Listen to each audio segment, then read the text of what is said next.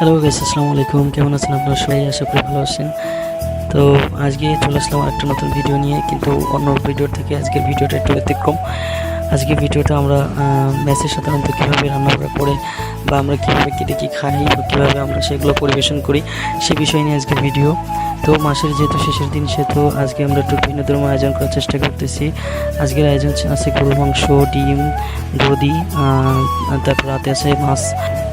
তারপর আনটি হচ্ছে আমাদের রান্না করার জন্য চুলাতে এই নতুন সিস্টেমে আসলে এই যে কাঠের গুঁড়া দিয়ে রান্না করে, এটা আমাদের নড়াইলে যদিও কখনো আমি দেখিনি, এটা আমার ফার্স্ট টাইম দেখা যে চুলার ভিতরে আপনার টোটাল এই কাঠের গুঁড়ি দিয়ে তারপর জাল দিয়ে দিচ্ছে।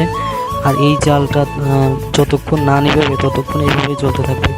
আসলে সিস্টেমটা ভালোই আছে, আমি দেখতেছিলাম, ভালো লাগতেছিল। পরে আন্টি সব কিছু রান্না করা শুরু করে দিল। পানি গরম করতেছে, আগে ডিম সিদ্ধ করার জন্য এদিকে আমাদের শসাটা সালাদ বানানোর জন্য এগুলো আনা হয়েছে।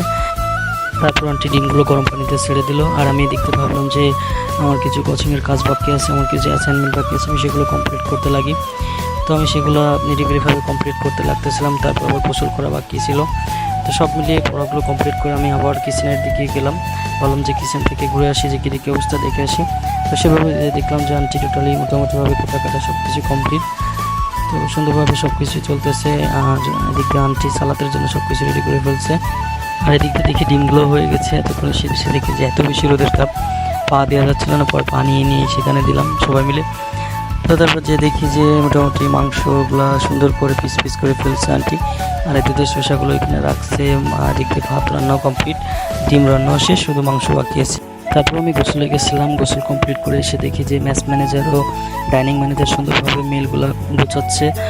আর এদিকে সবাই মিলে আমরা দেখতেছিলাম যে কীভাবে কী করতেছে সব কিছু। আজকে মিল সংখ্যা ছিল প্রায় 36টার মতো, 36 জন বর্ডার আমরা মেয়েছি আর কি। তো আজকে প্ল্যান ছিল আমরা বিরিয়ানি খাবো, কিন্তু কয়েকজন অমতের কারণে বিরিয়ানিটা চেঞ্জ হয়ে গরুর মাংস প্লাস ডিম আর দধি ছিল আজকের আয়োজন।